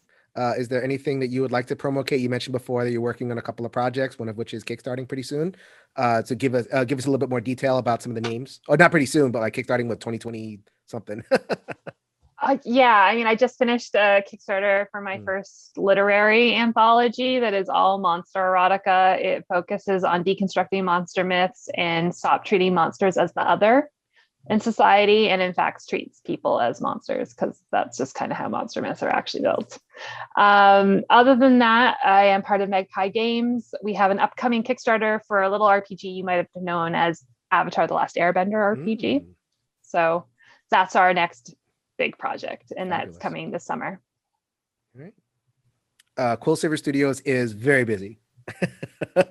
You have a lot on the hopper. So if there's anything it's an immediate future that you could feel you want to highlight. I know it's always tricky because we are so busy, but all of our work is for other people, so it's like all NDA'd. So I'm like, I promise I am really busy. I just can't talk about any of it. I'll say, like, you can follow me on Twitter at Brenna Noonan. You can follow Quill Silver on Twitter at by Quill Silver, BY Quill Silver. And when we can talk about projects, we talk about them on there. A few recent projects we've had that you can check out and like pre-order would be like Role Player Adventures, which you mentioned, Agents of Smersh Epic Edition, Buru by Crafty Games, Eric Lang's Disney Sidekicks with Spin Master Games. These are like a few of our more recent projects that like are just coming out or about to come out. And then follow us on social media to hear about our upcoming projects, or if you would like to hire us. Hire Quill Silver. If I design a game, I'm hiring Quill Silver. And if they are first on my list. Emma, future projects. I know that you stepped back from ludology to focus a little bit more on the game design. It wasn't I heard your last episode and wasn't the most productive game design wise, pandemic era, but we are now focusing and you're working on stuff. So what can we look forward to? Yeah. First of all, I do want to second Agents of Smersh. I played an earlier version. It was released a while back. Awesome, like intense, story-driven game. I'm very excited to see the updates for that. For me, I'm working on stuff. I have a lot of feelers out right now, but it's mostly still all artichokes. So Abandoned Artichokes, sold wherever fine games are sold. Check it out. Rate it on BGG, put reviews on Amazon, get on Twitter. I'm at Emma Larkins. Reach out to me there, talk about the game. I just love seeing and hearing stories. So many people enjoying the game. So it just really warms my heart to see that. Excellent. And Mandi, Dice Tower podcast and YouTube, and lots of, conventions are starting up. So, I'm not sure if you're going to I probably won't be going into any this year in Canada. We're in a very different boat than the US or outside of the United States, but potentially in 2022. So yes, Dice Tower Podcast. You can find it Salt and Sass Games on Twitch and To Die For Games on YouTube. Social media is Board Gaming Pinup Girl on Instagram and Twitter. But I also wanted to end with, I don't want to get into details of the story, but as of late in Canada, we had a very saddening story about the First Nations and Indigenous peoples. And I encourage you all to learn more about it. You should learn more about peoples in general. I know for us as Canadians, it's extremely important. But I want to take this time to promote Coyote and Crow, which is a Kickstarter that I backed. So I'm hoping to get a group of people that I trust together to run through this TTRPG. And the designers, creators are part of the First Nations or Aboriginal community. So please go and check that out and learn a little bit more, everybody. If you could change your mind, you could change the world. And hopefully this panel has helped some people change their minds for the better and for the more inclusive and for the more safe.